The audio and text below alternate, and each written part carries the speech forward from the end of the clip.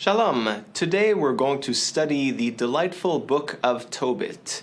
Unfortunately, the book of Tobit is not very well known because it is not found in Protestant Bibles. The book is in fact not recognized as canonical by most Protestants, but it is recognized as canonical by both Catholics and Orthodox Christians. So you will find this book in both Catholic and Orthodox Bibles as well as in some ecumenical Bibles. So without further ado, let's jump into our book. Setting, composition, and date. The setting of this book is in the Assyrian captivity. Now recall that the Assyrians deported the 10 northern tribes of Israel in 722 BC. And this book gives us one of our only windows into the life of the Israelite exiles, of the northern tribes of Israel. Now, whether this is a historical insight or more of a fictional insight, that's up for debate. But in any case, it's the only book we have that sets the stage during this captivity of the northern tribes of Israel. The events occur in three places. First in Nineveh, the capital of the Assyrian kingdom, and then two cities called Ecbatana in Media and Rages, also in Media. In fact, Rages is the destination of the journey of our heroes, but in fact we spend very little time there. Most of the action takes place in Nineveh and in Ecbatana. The time under these three Assyrian kings, Shalmaneser V, Sennacherib, and Esarhaddon. So we're talking about the 700s to the early 600s BC.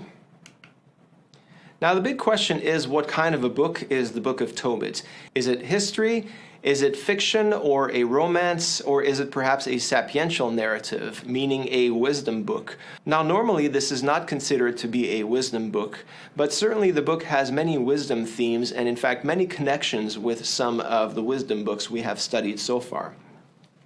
Now, regarding the question as to whether this book is historical, we know that there are some considerable historical problems with this book if we're going to consider it as historical. For example, the tribe of Naphtali was taken into exile by the Assyrian king Tiglath-Pileser III and not by Shalmaneser V, as it says in Tobit 1 verse 2. Historians usually recognize that Sargon II, not Sennacherib, was the successor to Shalmaneser V. The trek between Ecbatana and Rages, which is about 185 miles, is said to be a mere 2 days' journey, which is rather impossible. Alexander the Great's army took about 10 to 11 days to cover this distance. We also have a few other minor geographical discrepancies. So a small minority of scholars would say, well, these difficulties can be resolved, but most scholars today would say, well, simply we're not really dealing with history. We're really dealing with a fictitious tale here that intends to tell us a story and not narrate some historical facts. We know that the book has some parallels with some secular folk tales of the time, books called The Grateful Dead and the Bride of the Monster, or the story of Achikar, who is one character in the book, or the Tractate of Cons. The composition of the book. The book survives in two Greek editions. So again, the book is not found in the Hebrew scriptures, therefore it's not in the Protestant canon, but the book is found in the Septuagint, in the Greek Bible. So it survives actually in two Greek editions. There is a shorter edition and a longer edition. Some English translations follow the short edition, such as the RSV.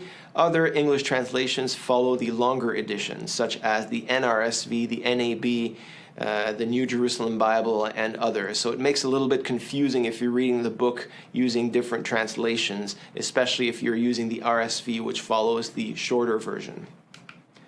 The place where it was written, possibly in the Eastern diaspora, but we don't know for sure. When was it written? Anytime after the 7th century or after the Assyrian exile of the northern tribes. Many scholars would date the book much later, as late as the 2nd century BC, but we don't really know when it was written. What we do know is that it mentions the fall of Jerusalem, which occurred in 586 BC, and so the probable dating, according to probably the majority of scholars, would be sometime between 250 and perhaps 175 BC. Who is the author? We don't know. A Jew. That's as far as we know about the author. If we look at the map, we can see two of the cities where the events take place.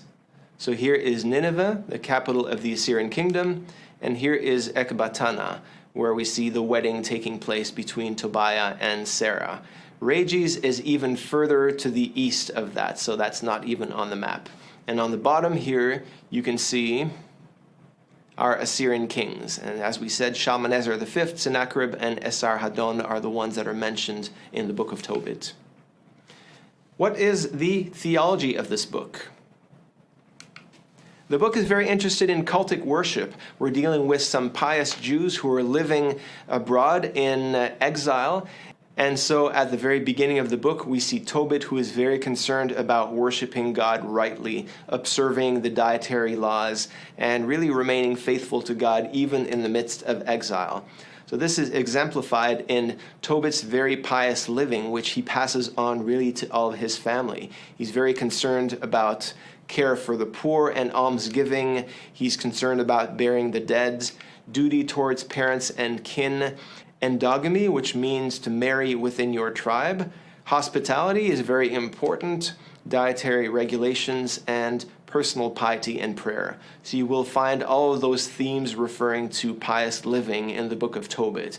And of course, those are themes that are very familiar from the other wisdom books. We'll find those mentioned in the books of Proverbs, Sirach, Wisdom of Solomon, and so on. The book is very interested in salvation history. And so just as God has looked out for the characters of Tobit, so he will respond to the present suffering of his dispersed people, Israel, who are now in exile. The author seeks to embody the history of Israel in the lives of the two principal characters, Tobit and Sarah. He traces salvation history in the ups and downs of these committed people. So we see Tobit and Sarah and Tobiah as well, who are essentially representatives of the people of Israel in this story. Salvation history also includes eschatology in Tobit's testament. So we see a type of inevitable coming of the fall of Nineveh. There's this prophecy that Nineveh will be destroyed, a dereliction of duty towards the covenant, and words about the exile and destruction of Jerusalem, promises of return and restoration, especially featuring a splendidly restored Zion and temple. And so Tobit is very interested in salvation history, and especially in God's ongoing presence and providence over his people Israel, even in the midst of exile. The text also speaks of the final stage of eschatology. It reaffirms the vision that we find in prophets such as Isaiah and Jeremiah, the final conversion of the nations to the worship of the one living God, and the gathering of all the dispersed Jews into the promised land. So you'll find several references to that, especially near the end of the book, chapters 13 and 14. The book is also significant for angelology and demonology. It speaks of 7 angels of the presence that stand before God day and night, and also the theology of this strange evil demon called Asmodeus. Who is he? He appears to be a type of fallen angel, and we have really, I think, the only instance of an exorcism in the Old Testament. Of course, exorcisms are very common in the Gospels, but in the Old Testament, we have this strange ritual, this with the smoke that casts away the demon and sends him off to Egypt. Biblical themes and character. We find many themes from the rest of the Old Testament in the book of Tobit. For example, from the Pentateuch, there are some betrothal scenes as we find them in Genesis 24 and 29. There are some references, or at least allusions, to the Joseph story. Recall that Joseph was a type of figure of a wise Israelite who was in exile in Egypt, and through his good actions, through his wisdom, this brought salvation to others. There are a lot of allusions to Deuteronomy and to the famous theology of retribution, the idea that sin leads to exile. Clearly, this has happened in the book of Tobit. There's a happy outcome for Tobit, Tobiah, Sarah, and their families, and eventually for Israel. Now, this happy outcome represents God's rewarding the righteous, while his earlier punishment of Israel and his subsequent destruction of Nineveh and its kings represents God's judgment of the wicked that we expect to happen throughout the biblical narratives. Looking at Tobit's own testament in Tobit 14, long life and prosperity in Israel depend on fidelity to the covenant. God will extend mercy when punishment has run its course, and the faithful will dwell in the land with security. So all kinds of promises that recall or allude to the blessings and curses of Deuteronomy. There are also prophetic influences. In fact, the prophet Amos is mentioned and quoted in the book, Amos 8:10, which is quoted in Tobit 2, verse 6. There is a reference to Nahum and or Jonah, depending on which version you're reading. So both these prophets we know prophesied about the doom of Nineveh, Jonah and Nahum. Jonah famously, we know that Nineveh repented and Nineveh was not destroyed in the book of Jonah, but then sometime later Nahum prophesied against Nineveh, and indeed Nineveh was destroyed in 612 BC. Also a reference to the book of Daniel in Tobit 8:5 perhaps. So Amos, Nahum, and Jonah at least. Wisdom themes.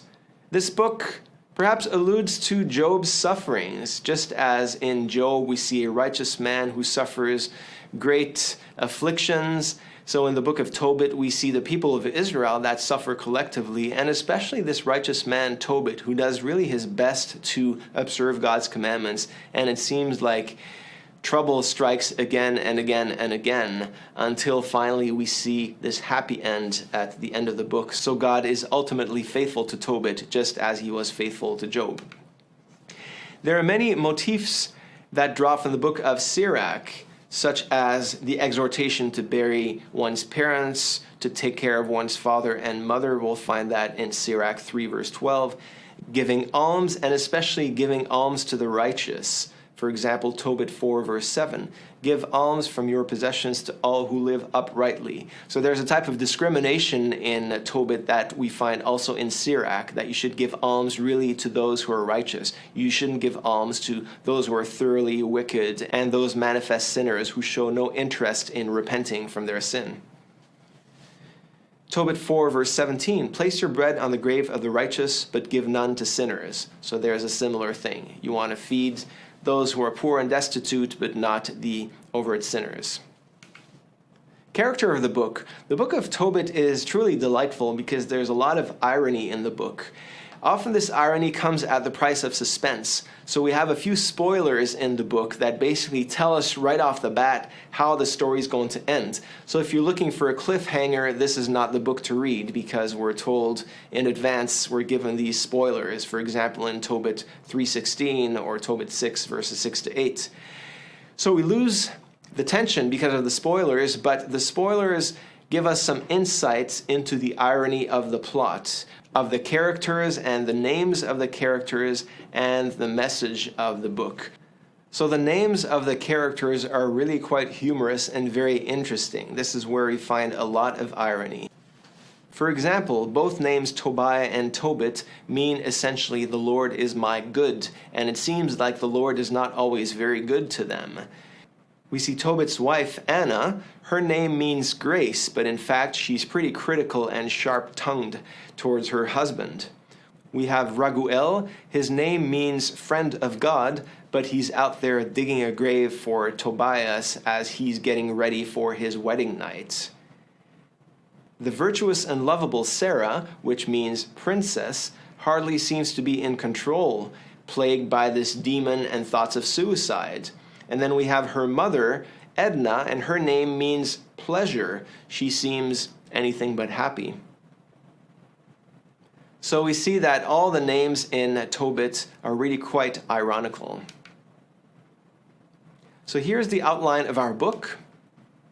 We're told about Tobit's virtues and trials, Sarah's tribulations in the next scene, and then we see the journey of Tobiah and his mysterious guide to Ecbatana, which begins with Tobit's instructions to his son Tobias and Raphael's preparation for their journey and the journey itself. Then when they arrive to Ecbatana, we have this encounter with Raguel and his wife, the wedding, the defeat of the demon that was planning to kill Tobias. Raphael recovers Tobit's funds in Regis, and then we see the anxiety of Tobit and Anna on the departure of Tobias and Sarah going back home. Finally, we see the scene of the homecoming, the restoration of Tobit's sight, and Raphael's true identity that is revealed. I did mention that Raphael is also quite ironical because the name of the angel Raphael means the Lord heals, and of course Raphael is the one through whose intercession and mediation will heal the eyes of Tobit, his eyes that were blinded at the beginning of the story. Finally, the book ends with Tobit's prayer and an epilogue. That's all we have for today, this brief introduction to the book of Tobit. Hopefully it gives you basic information to allow you to dive into the book and enjoy this story. Thanks for watching. See you next time.